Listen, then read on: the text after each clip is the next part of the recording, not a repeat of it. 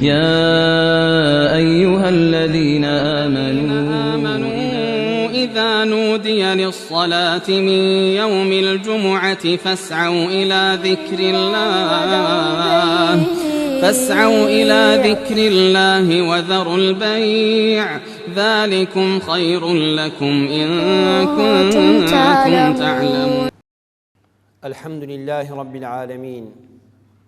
والصلاة والسلام على سيدنا وحبيبنا محمد وعلى آله وأصحابه أجمعين. إيمان داران وخواناساني بريس وتاری جمعی رابردوو لە خزمەت جەنابتان و مسلماناندا باسی گرنگی ڕەوشتمان کرد، باسی ئەخلاقە جوانەکانمان کرد. وتاری ئەمڕۆژ پشتیوان بەخوای پەروەردگار لەژێر ناونیشانی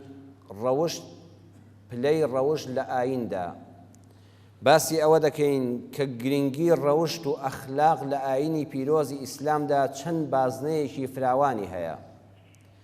پێغەمبەری خوا صلی الله عليه وسلم لە حەدیثێکی پیرۆزیدا فەرموویەتی إن الله قسم بينكم أخلاقكم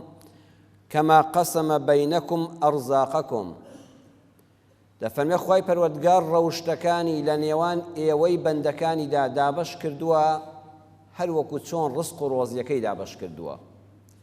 لەم فەرموودە زێڕینە و گەوهەرینەی سەروەرمان ڕەسوول اللهدا صلی الله عليه وسلم باسی دوو شەکراوە،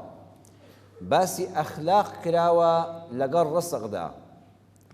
لە حەوت خاڵدا بەراوردێک دەکەین لە نێوانی ڕزق و ئەخلاقدا. ئەو سەروەرە کە مامۆستای ڕەوانبێژان و مامۆستای فەیلسوفان و دانایان و زانایان بووە،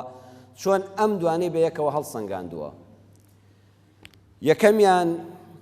یەکەم خواردنێک کە دەدرێت بە مناڵ شیرە. ئەو شیرە کاریگەری لەسەر هەموو خانە و خەلیەکانی جەستەی ئەو مناڵە دەبێت. لەگەڵ یادەمێنێتەوە تەماشاکە ئەو شیرەی کە یەکەم جار دەدرێت بە مناڵ بنیاتی جەستەی ئەم مناڵە هەتا مردن پەیوەندی بەو شیرەوە هەیە. بۆیە لە ڕووی زانستیەوە، لە ڕووی شەرعیەوە هەتا هیچ مەجال و دەرفەتێک بمێنێ نابێ غەیری شیری دایک بدرێت بە مناڵ. ئەمە ڕزقی ئەو مناڵەیە کە خوا بۆی دیاری کردووە کە سەرەتا بە شیر گۆشت دەکرێت. ئەمە لەگەڵ یادەمێنێتەوە ئەم شیرە وەکو عەرزم کردن هەتا مردن. ئەخلاقیش وایە، ئەخلاقیش ئەوەی کە لە مناڵیەوە ئەم مناڵی پێگۆشت دەکرێت و پەروەردە و فێرکردنی دەکرێت، ئەم ئەخلاقە تا مردن لە کۆڵی نابێتەوە. بۆیە وتراوە خۆی شیری تا پیری. هەرچەند قەولێکی جوانتر لەوە هەیە دەڵێت خوێک گرتت بە شیری تەرچی نەکەی بە ژیری لەگەڵ تایە تا پیری. ئەمەشیان جوانە. دەکرێت ئینسان خوێک بە شیری دراوێتە، شیری دایکێک ئەگەر خراپ بوو بێ، نەخۆشی پێوە بوو بێ و باش نەبوو بێ، کالیسۆمی زۆر بوو بێ، ڕەنبێ لەسەر گورچیلەکانی مناڵەکە تەسیری دا نابێ. بەڵام دواتر لە ڕێی نەشتەرگەری و چارەسەری پزیشکیەوە چار دەکرێت.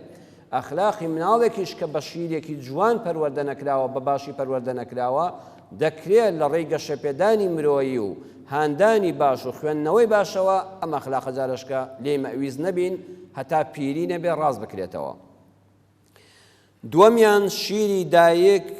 ڕزقێکە کە خوا بۆ مناڵی دیاری کردووە چێ دەیداتێ؟ دایک دەیداتێ. ئەو مناڵە بەبێت دایکەکە ناتوانە شیر بخوا.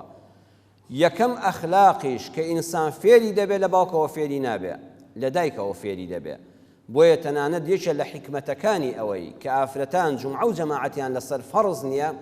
ئەگەر هەموو جەماعەتێکی ئافرەت بێ لە مزگەوتان نوێژ لەگەڵ پیاوان بکە زۆری احتیادیە، ڕێگەی لێ ناگیرێ. بەڵام ئەگەر نەیە وەکو پیاوەکە عقوبەتبار نابێ، حیکمەتێکی ئەوەیە بۆ ئەوەی دایک لە ماڵەوە مامۆستا بێ کە نوێژەکانی کرد مناڵ چاو لە دایکێکە و لەگەڵ دەچێتە سەر بەرماڵەکە و فێری نوێژکردن و ڕکوع و سوجدە دەبێ. کەواتە یەکەم مەدرسەیەک وەکو چۆن یەکەم ڕزق لەلایەن دایکەوە دەیدرێتێ، یەکەم ڕەوشتیش لەلایەن دایکەوە دەدرێت بۆ مناڵ. بۆیە پێغەمبەری خوا صلی الله علیه و سلم دەیفەرموو تەخەیروا لنطفکم، دایکی باش هەڵبژێرن بۆ منداڵەکانتان. مەدرسەی یەکەمی ئەخلاقە. سێمیان مناڵ کە تۆزێک گەورە بوو، پێڕۆکە بوو، پێی گرت چووە دەرەوەی ماڵ و ئەوانە، ئەمجا خۆی خۆراک دەخوا، ئەمجا احتیمال ناخەتە سەر شیری دایکی، ئەمجا بە دەستەکانی خۆی وەردەگرێ، پاک دەخاتە دەمیەوە و پیسیش دەخاتە دەمیەوە. لە خاڵی سێمی ئەخلاقیشا وەکو خۆراکەکە وەکو ڕزقەکە مناڵ کە چووە ڕەوزە، چووە دیار تیڤی و شاشە، چووە ناو کۆڵان و مناڵان، تەماشا دەکەی ئەخلاقی چاکی وەردەگرێ ئەخلاقی خراپیش وەردەگرێ ئەمجا خۆی وەردەگرێ خۆی بەدەستی خۆی وەریدەگرێ چوارەمیان ئینسان کە بوو بە گەنج تازە ڕزقەکەی دەبێت خۆی هەوڵی بۆ بدا خۆی پەیدایکە خۆی بەدەستی بێنێ خۆی ڕزقی حەڵاڵ و جوان و پاک بخاتە دەمی خۆیەوە ئینسانی گەنجی لە خاڵی چوارەمی ئەخلاقا کە گەنج بوو تازە نابێ هەر چاوەڕێی ئەوە بێ دایک بڵێ وامەکە باوک بڵێ وامەکە مامۆستا بڵێ وامەکە ئەبێ خۆی هەوڵدا ئەخلاقە جوانەکان بدۆزێتەوە خۆی ڕەوشتی بەرز هەڵبژێرێ خاڵی پێنجەم ڕسق پلەی هەیە بەرزی هەیە نزمی هەیە ناوەندی هەیە یەکێ دەوڵەمەندە یەکێ هەژارە یەکێ ناوەندە ڕزقی وا هەیە ساڵی وایە ڕزقت زۆرە ساڵی وایە ڕزقت کەمە جاری وا هەیە دەوڵەمەندەکان هەژار دەکەون هەژارەکان دەوڵەمەند دەکەون ئەخلاقیش بەڕێزان بە هەمان شێوە بەرزی و نزمی هەیە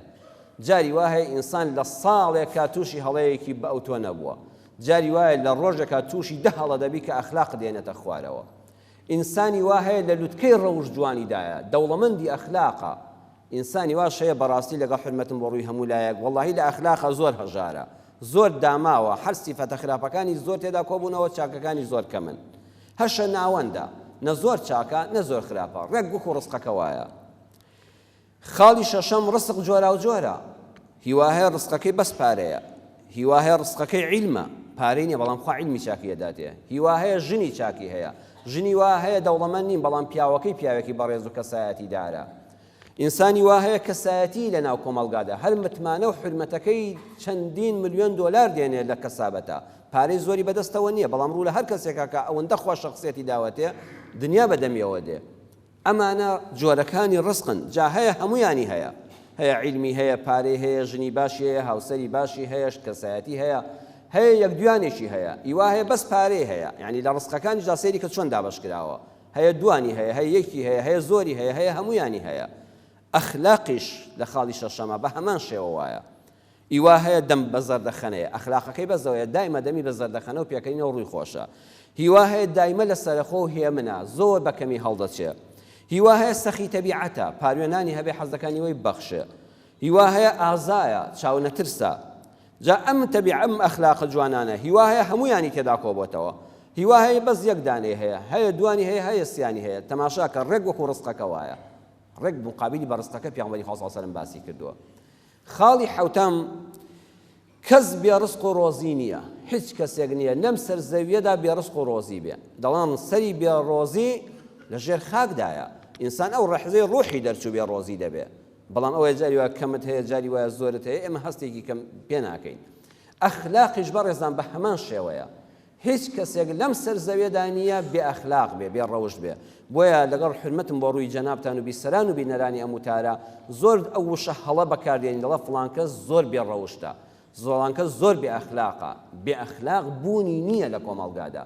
هیچ کەسێک نییە صرف بێ ئەخلاق و بێ ڕەوشت بێ ئیلا بەشێک لە ئەخلاقی هەر هەیە بەڵام جاری وایە زۆر کەمی هەیە هەر وەکو کەس نییە بێ ڕزق بێ حتا دەیخەنە قەبرەوە بەشێک لە ڕۆزی هەر هەیە ئەخلاقیش بە هەمان شێوەیە بۆیە ئەو مستەلەحی کە هەمومان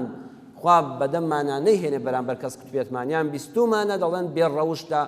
سفرە لە ئەخلاقە ئەوە شتێکی هەڵەیە لە ئیسلام و لە بازنەی ئاینە پێغەمبەری خوا صلی الله علیه و سلم جێگەی نەکردەوە هیچ کەس صرف بێ ئەخلاق نییە بێ ڕەوشت نییە هەر وەکو جۆرەکانی ڕسق ئەخلاق و ڕەوشت هەیەنە ئەساسیاتن نابێت لێت دابڕندرێ وەکو ماڵێک وایە ئینسان تۆ پێویستیت بە خانوویەکە هەیکەلی خانووەکە کە لە سەرما و گەرماکە دەتپارێزێ و باران و گەرمای هاوین لێن نادا ئەوە سەقفی خانووەکەیە دیوارەکانن بەشێکی تری ئەخلاقیات هەیە کەمالیاتن ئەگەر هەبن جوانکارین کەوانتەرێکی ماڵە تاقمێ قەنەفەیە ماڵەکە بەوە ڕازاوەیە جوانە مەنزەرەیەکی جوانە دەرگا و پەنجەرەیەکی تۆکمەیە ئەگەر نەژمن ئەوە هەر خانووە بەڵام خانوویەکی تەواو نییە بەڵام هەر خانووە و هەر ئینسان تیادە حەوێتەوە لە ضرورەتە ئەخلاقیش ئاوایە لە حەدیثەکەی پێغەمبەر صلی الله عليه وسلم کە صەفوانی کوڕی سولەیم دەفەرمێ قيل لرسول الله صلى الله عليه وسلم أيكون المؤمن جبانا أي پیغمبری خدا صلی الله علیه و سلم دکره انسان ترسنوک به مسلمان به ایماندار به و ترسیج للاشیا به و ترسنوک به فرموی نعم بله دکره ایمانداری که زور حقیقی و چاق بی و ترسنوکیش بی فقيل له أيكون المؤمن بخيلا ئەی پێغەمبەری خوا صلی الله علیه و سەلەم دەگونجێ لەگەڵ ئینسانی ئیمانداردا کە خۆ پێغەمبەر بە حەق دەناسێ بڕوای بە قیامەت هەیە و ئیمانداری بە حەقا کەچی ڕژد و چروک بێ و دەستی نەچێتە ماڵی خۆی بیخوا فەرمووی بەڵێ دەگونجێ ئەوەش وایە عرضیان کرد فەقیلە لەه ئەیەکون المؤمن کەذابا ئەی پێغەمبەری خوا صلی الله علیه و سەلەم دەگونجێ ئیمانداری بە حەق کەذاب بێ جاسەی وشەکەکەن کاذب نا کەذاب سیغەی مبالغەیە دەکرێت ئیماندار بێ و هەموو لەشی درۆ بێ سیاسی بێ هەر درۆزن بێ بازرگان بێ هەر درۆزن بێ لەگەڵ منداڵیە هەر درۆزن بێ لەگەڵ دراوسەیە هەر درۆزن بێ لەگەڵ خۆیان درۆ بکەن ئەیوا درۆ بە ناوی خۆیەوە دەکات لە وام کرد و وام خوارد و وام کرد حتا کەس مشکلەی ئەوی نییە خۆی درۆ بۆ خۆی دەکات ئەوە کەذابە بەڵام کاذب پەنا بە خواڕن بە هەمومان تێماندا ڕوودا بێ جاری وایە تۆ دەکەوێت مووقفێکی ئیحراجەوە فڵان کەس لە کوێوەی حەز ناکەی بڵێ لەکوێ بووم هەڵە شوێنێک دەڵێ ئەمە تۆ نەچوێ ئەو قاڵبەوە ئەوە لەگەڵ ئەو حەدیسە نییە کەذاب ئەوەیە درۆ لەگەڵ خۆی دەکا حتا درۆ لەگەڵ هەموو کەس دەکا ئەوە سیغەی مبالغەیە پێغەمبەر صلی الله علیه و سەلەم فەرمووی لا ئەمان نابێ ئیمانداری بە حەق نابێ کەذاب بێ ئەمان لە ئیماندار ناوەشێتەوە کەواتە ئەخلاقە ئەساسیەکە بۆ ئیماندار بریتیە لە ڕازگۆیی بریتیە لەوەی کەذاب نەبێ درۆزن نەبێ بەڵام دەکرێت ترسنۆک بێ کەمالیاتە ئەگەر ئینسان ئیماندارێکی ڕازگۆی شەجیع بێ زۆر چاکە چاو نەترس بێ منەتی بە خەڵک نەبێ لە خوا نەترسێ بەس لە خوا بترسێ لە بەندەکان نەترسێ ئەگەر ترسنۆک بوو بەشێک لە کەمالیاتی لەدەستداوە بەڵام هەر ئیماندارە دەکرێت ئینسان مسلمان دەبێت سەخی تەبیعەت بێ دەرونی فراوان و دەستی کراوە بێ لە قەدەر توانا و ڕزق و ڕۆزیەکەی خۆیدا دەست بڵاو نەبێ و ڕزیلیش نەبێ بەڵام ئەگەر دەست پێوەگر بوو ماڵی خۆی پێ نەدەخورا بەڵێ هەر ئیماندارە کەمالیاتی لەدەستداوە بۆیە بەڕێزان ئەمانە لێبکەینەوە ئەخلاقیات هەیە ئەساسە نابێت تێدا نەبێ وەکو درۆزنی دەبێت تێدا نەبێ دەبێت ڕازگۆبی بەڵام ئەخلاقیات هەیە کەمالیاتە ئەویش ئەوەیە وەکو شەجاعەت وەکو کەرەم و سەخاوەت پێچەوانەکەشی ڕەزیلی و ترسنۆکی وتراوە خەیر الناس من ئولفیە سەخیەن باشترینی خەڵک ئەو کەسانن لە ڕەوشتا کە هات هەیان بوو سەخین ئەو ماڵە هەر بێی خۆیان نازانن نەفەسێکی ئەدەنێ ئەو درەختەی کە خوای گەورە پێی داون ساڵانە لە قوپۆپێکی لێ دەکەنەوە بۆی بەرهەمی جوانتر دەردا و نوێ بێتەوە وعند الغضب وقورا کە تووڕە بوون دۆ و دۆشاو تێکەڵ ناکەن لە کاتی تووڕەبوونیشا باشترین ئینسان ئەوەیە حرمەت و ڕێزی خۆی دێڵێتەوە وفي القول متأنيا ڕێزدارترینی ئینسانەکان ئەو کەسانن لە کاتی قسەکردنە هێمنن قسەی جوان دەکەن وفي الرفعة متواضعا باشترین ئینسانەکان ئەو کەسانن کاتێکە خوا پلە و پۆستێکی دانێ لە خۆیان ناگۆڕێن ئینسانی متواضع و خۆ بەکەم گرن وعلى كل ذي رحم مشفقا بەرامبەر بە هەموو کەس و کار و نزیکانیان خاوەنی سۆز و بەزەی و دڵێکی میهرەبانن ئەخلاق بازنەکەی برا بەڕێزان زۆر فراوانە بازنەی ئەخلاق لە ئایندا چۆن عەقیدە نیفاقی تێدایە لە ئەخلاقیشا دووڕووی و نیفاقمان هەیە پەنا بەخوا پێغەمبەری خوا صلی الله عليه وسلم لەو حەدیسەدا کە ئیمام بوخاری ڕیواەتی کردووە دەفەرمێ آية المنافق ثلاث إذا حدث كذب وإذا وعد أخلف وإذا اؤتمن خان نیشانەکانی ئینسانی منافقی ئەخلاق منافقمان هەیە دووڕوو لە عەقیدەدا نە درۆ دەکا نە بوختان دەکا هیچ ناکات دێشتە مزگەوت نوێژ دەکا بەڵام لە دڵەوە بڕوای بەخوا نییە نەعوذ بالله لە دڵەوە خۆی دەخەڵەتێنێ بڕوای بەخوا بە قیامەت و ئەوانە نییە وەکو لە زمانی پێغەمبەرە هەبوون ئەمە منافقی عەقیدەیە ئەمە منافقی ئەخلاقەواتە ئەخلاقیش نیفاقی تێدەکەوێ هەر کەسێ ئەم سیفەتەی تێدا بێ منافقی ئەخلاقە نەک منافقی عەقیدە لێکی جیا بکەینەوە هەر کەسێک کە درۆی قسەی کرد درۆی زۆرتر بێت لە ڕاستیەکانی دایمە دوون لە ڕوتان کە قسەی کرد خەڵک بڵێ فڵان کەس وایە متمانەی پێمەکە بەخوا قسەکانی ئەعتیباریان هێندە درۆزنە ئەگەر وعدی دا نەیباتە سەر ئەگەر ئەمانەتی لاداندرا خیانەتی لێ بکە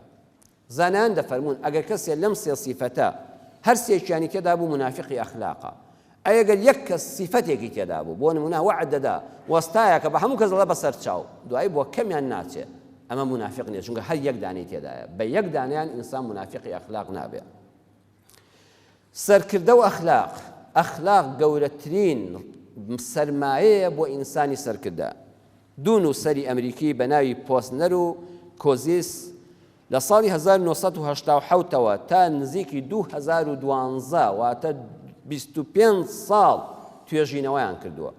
جاخە توێژینەوەی زانستی ئەوا دەبێت لای ئێمە دەڵێ وەڵا لە توێژینەوەیەکدا لەسەر هەرێمی کوردستان کراوە ئەو توێژینەوە کابرای ڕۆژنامەنووس باوەڕ ناکەم 6 ساعتی پێوە خەریک بوو بێ لە تەلەڤیزیۆنەوە پەخشی دەکرێت و دڵی من و تۆش پێ ناڕەحەت دەکرێت. توێژینەوەی زانستی دەبێت وەکو ئەم نووسەرانە بێ. ئەم دوو نووسەرە ئەمریکیە 25 دانە ساڵ خەریکی ئەم توێژینەوەیە بوون. 6 کیشوەری جیهان گەڕاون لە هەر 6 کیشوەرەکە 1.5 ملیۆن خەڵکیان بینیوە. 1.5 ملیۆن خەڵک بەشداری لەم ڕاپرسیەدا کردووە. لە ماوەی 25 ساڵە لە 6 کیشوەرە لە تەمەنی جیاوازە لە ڕەگەزی نێر و مێ کوڕ و کچە لێیان پرسیون ئەو سەرکردەیە کە تۆ دەتەوێت ڕابرت بێ و شوێنی بکەوی حەز دەکەی چ سیفەتێک یەکەم سیفەتی بێ؟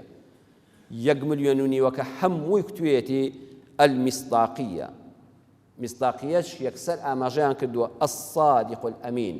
ڕازگۆ بێ لە قسەدا، ئەمانەت پارێز بێ لە کرداردا. ئەمەش لە چێدا ڕوویداوە؟ لە پێغەمبەری ئەکرەما صلی الله عليه وسلم. ئەوەی لە 2012دا لە 1970 تا 2012 25 ساڵ زانانی ئەمریکی توێژینەوەیان لەسەر کرد کە سەرکردە دەبێ ئاوا بێ ئەوە ڕەسوولی ئەکرەمە صلی الله عليه وسلم. ابن عباس دەفەرمێ پێغەمبەری خوا صلی الله عليه وسلم خرج إلى البطحاء، ئەو کاتێک کە تازە وەحی بۆ هاتبوو خەڵک هێشتا نەیزانی بوو، چوو بۆ بەطحا شوێنێکە گردۆڵکەیەکە لە لای مەککەوە. فصعد إلى الجبل، چوە سەر گردۆڵکەکە، چوە سەر شاخەکە. فنادى هاواری کرد و فەرمووی یا صباحا، خەڵکینە هاوار وەرن هەواڵێکم لایە. فاجتمعت إليه قڕەیش، هەموو خەڵکی مەککە قڕەیش هەمووی لێ کۆبوونەوە، وتیان محەممەد بانگەوازی کردو وەرن هەواڵێکی گرنگم پێیە. فەرمووی ئەڕائیتم ئین حەدەثتکم ئەن العەدووە مصبحکم ئەو ممەسیکم ئەکنتم تصدقونی؟ خەڵکین ئەگە پێتان بڵێم ئێستا وا دوژمن لەو دی و شاخەکەوەیە، یان سەر لە بەیانی یان ئێوارە بە سەرماندا دەدا و دەمان کوژێ و ماڵ و حاڵمان تاڵان دەکا، بڕوان پێ دەکەن بەم هەواڵە. خەڵکەکە وتیان وەڵڵی محەممەد هیچ لەو دی و شاخەکەەوە نابینین و هیچ لەشکرێک وجودی نییە. بەڵام نەعەم، چونکە تۆ قەت درۆل لێ نەبیستراوە، ئەرە وەڵڵی بڕوات پێ دەکەین، هەرچەند بەچاو هیچ نابینین، بەڵام کە تۆ وا بڵێ ڕاست دەکەی. فەرمووی فإني نذير لكم بين يدي عذاب شديد، ئاگادار بن، خۆی پەروەردگار پەیامێک دەنێرێ ئەوەی قبوڵی نەکا، سزای سەختی بۆ دەبێت. من بوومە پێغەمبەری خوا صلی الله عليه وسلم. سەیری کە ئەو متمانەی کە ئەو ڕەسوول اللهە دروستی کردووە، خەڵک هیچیان نەبینیوە، مادام تۆ وا بڵێ ڕاستە. هەر ئەو خەڵکەی کە هەوڵی تیرۆریان دەدا،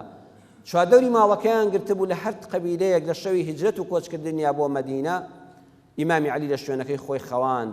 بۆ عەلی بمێنێتەوە، چونکە ئەو خەڵکەی کە ئەمڕۆ دەیانەوێت تیرۆرم کەن و بمکوژن پارەکانیان وا لای منە.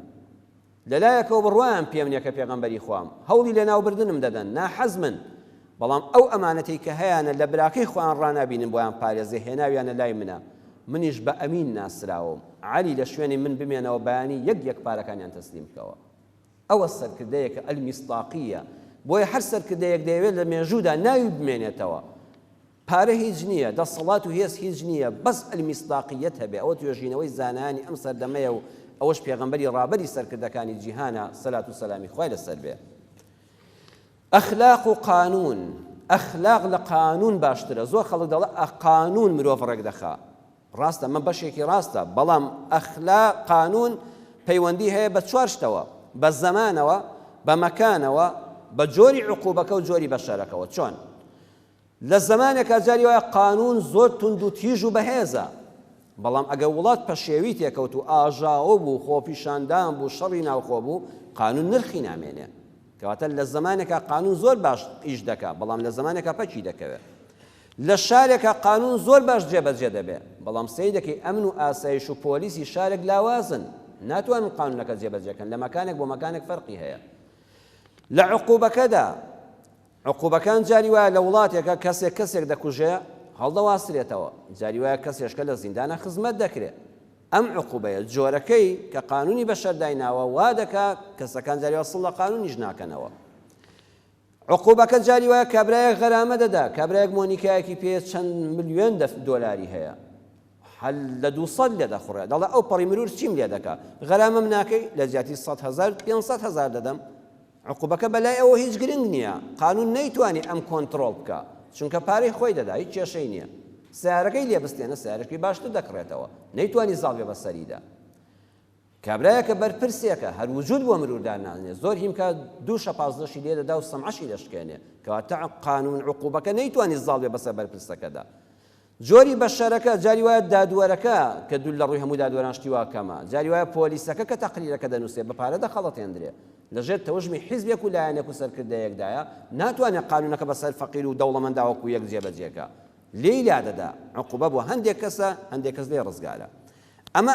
قانون بەڵام ئەخلاق وانیە ئەخلاقی ئینسان کە لەگەڵ تایە لە هەر شوێنێکابی یاسا چاوی لێت بێ و لێت نەبێ ئللا تۆ خۆت بە بەرپرس دەزانی ئەوەدا جەناب لە ڕێی مزگەوت دەڕۆیتەوە کەس بەچی دیارتەوە نیە هیچ کامیرەیەک نییە بزمارێک دەبینی شوشەیە شکاوێک دەبینی هەستی ئیمانداری پێت دەڵێ هەڵی دەگرێەوە دەبێت لە شوێنێکی وا دادای دەنێ کە زەرەت بە خەڵکێک نەگەیەنێ لە سەیرانێک و لە سەفرەیەکای کەس بە دیارتەوە نیە و کەسیش غەرامەند ناکە هەستی مسلمانێتی و ئەخلاقی بەرزی خۆدوان لێ دەکات ژینگەکەت پیس نەکەی تورەکەیەک دێنی کۆی دەکەیتەوە چاو لێ ئەخلاق هەمیشە لەگەڵ تایە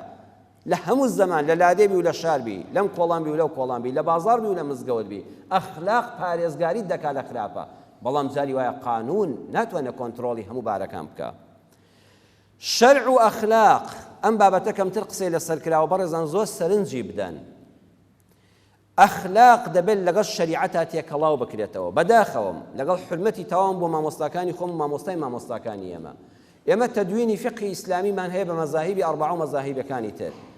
چوارچێوەیەکە وەکو یاسا وایە بەداخەوە زۆر جار ڕەچاوی ئەخلاقیاتی تێدا نەکراوە ئێستا ڕوونتری دەکەمەوە بۆ جەنابتان لە زمانی قەدیمەوە ئێستا کەمتر بۆتەوە کچی سەر بێشکە مارە دەکراوە بوویان نا کەس دە ڕۆژ بۆ لەدایک بۆ لە ناو بێشکەدا باوکی دەچووریدا بە کوڕشکە کچێکی گەورەی ئەو ماڵشیان دەدا بە کوڕێکیەوە وەختێک کچ گەورە دەبوو بابەت تۆ دەستگیرانداری کوڕە چۆن بەڕێ وەڵا تۆ لەسەر بێشکە مارەکراوی ئێمەم لە فقی شافعیدا فعلا ئەمەمان هەیە وەلی ئەمرەکە ئایا عادل بۆ و کابرا ماڵی باوکی کوڕەکە شتێکیان قبڵ کردووە و ئێمە خلافمان لەسەرەوە نیە ئەمە لە ڕووی شەرعیەکەیەوە ئەم کچە مارەی لەم کوڕە هاتووە بەڵام ئەی لە ڕووی ئەخلاقەوە ئەی لە ڕووی ویژدانەوە چێ ویژدانی قبوڵ دەکات کچێک هاوبەشی ژیان کە لە هەموو شتێک گرنگترە کچەکە دڵ نایە مەکسێکی بە زۆر لەبەرکەی بڵێ ئەم پێڵاوە دەبێت بە زۆر لە پێیکەی ئەی هاوسەری ژیان تۆ بۆی هەڵبژێری وا لە ڕووی شەرعیەوە گرفتمان نەبوو ئەی لە ڕووی ئەخلاق و ویژدانەوە بەتاڵە ژن بە ژن ئەم کچ خوشکی خۆی دەدا بە و ئەمیش خوشکی خۆی دەدا بە و هەردووچیان مارەیان بۆ دەکرێت مارەیەکە هاتووە زیناکار نین حەڵاڵی خۆیانە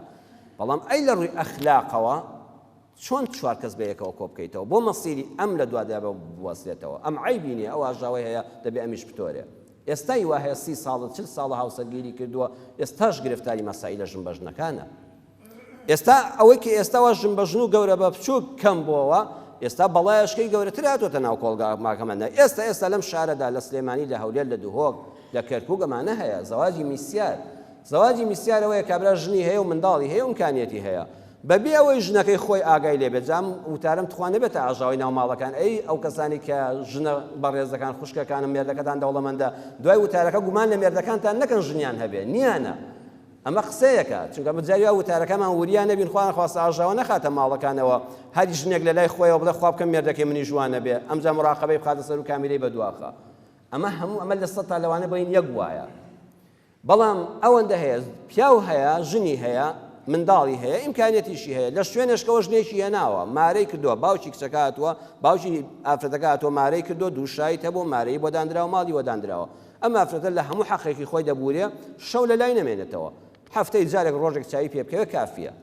ئەمە لە ڕووی پرسیارمان لێ دەکرێت ئەرێ مامۆستا زەواجی میسیار حەڵاڵە یان حرامە ئیجاب و قبول هەیە مارەی هەیە وەلی ئەمر هەیە شاهیدی هەیە ئەوەی لە ڕووی فقهی ئیسلامیەوە بێت لەم ژن مارەکردنەدا هەمووی هەیە یەک عیبی هەیە ژنەکەی خۆی نازانێ منداڵەکانی نازانن ئەگەر لە من بپرسی دەڵێم بەڵێ لە ڕووی فقهی ئیسلامیەوە ئەم زەواجە حەڵاڵە بەڵام لە ڕووی ئەخلاقەوە باتڵە ئەم دوانە دەبێت تێکەڵاو نەکەین لە ڕووی فقهەوە بنەماکانی هەموو کۆڵەکەکانی زەواجی تێدایە بەڵام لە ڕووی ئەخلاقەوە چۆن پیا ویژدانی قبول دەکا هاوسەری ژیانی خۆی هەوێ بە دزی ئەوە کارێکی وا بکە چۆن ویژدان ڕێگەی پێدەدا ئەخلاق ڕێگەی پێدەدا بەیانی کوڕکچل لە مەکتەبە لەگەڵ منداڵەکانی خۆدا تێکەڵاو ببنەوە نەزان خوشک و بران بەیانی میرات دێتە پێشەوە ئەمە وازان ئەم خاونی باوکیان هەر ئەوە ئەم سیارەیە هەر ئەوانە وەختی ئەزان کۆمەڵە خوشک و براشیان هەیە ئەگەر مەحرومیان دەکەی لە میرات گوناه هەرگەیوەتێ ئەگەر ئاندەی تێغەدر لەمان کردو ئاگایان لێ نییە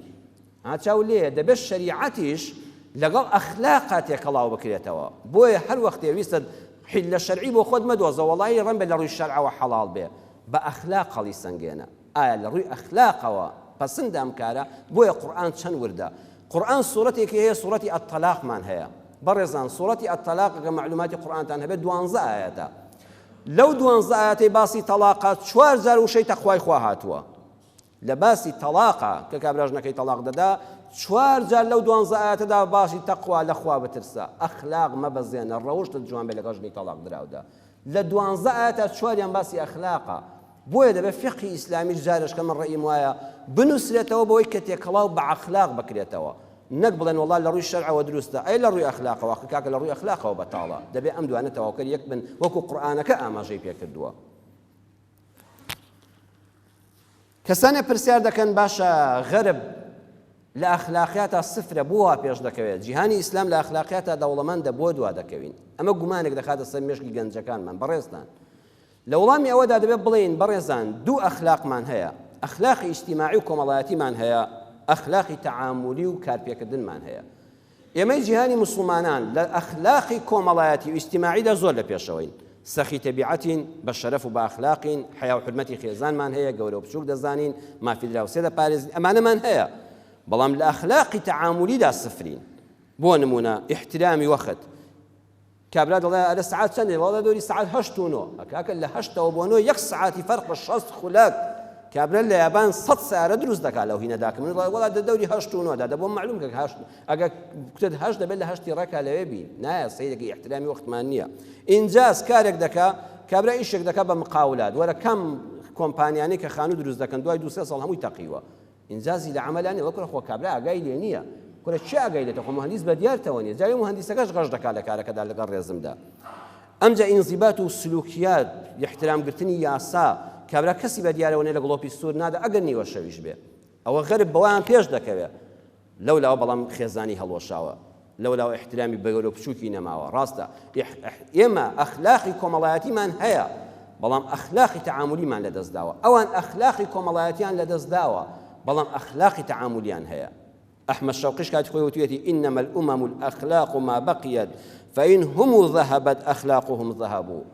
أمتكم القا دولة بريتيا الأخلاق أجر أخلاقي تيدا نما وتعبد أخلاقي تعاملي لدزدت برو دوا ودروا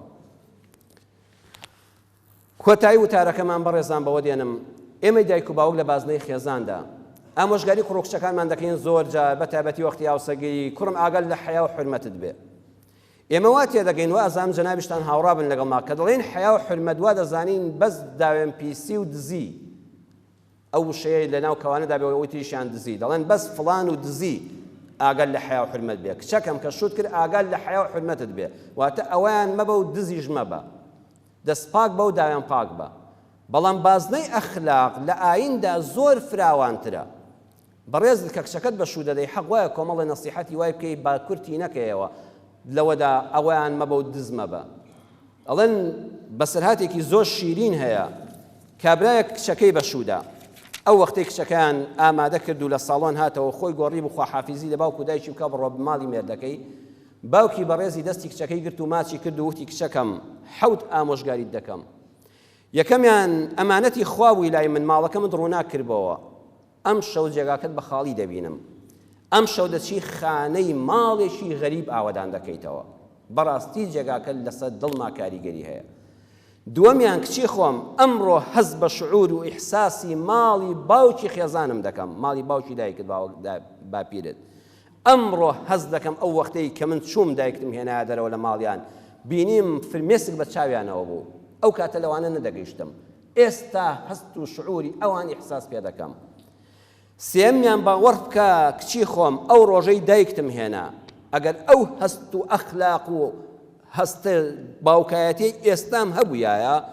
هەموو تەمەنم لە خۆشبەختی دایکتا سەرف دەکرد هەر وەکو ئەم دەقەیە پێم خۆشە مێردەکەت تەمەنی خۆی لە خۆشبەختی تۆدا سەرف بکە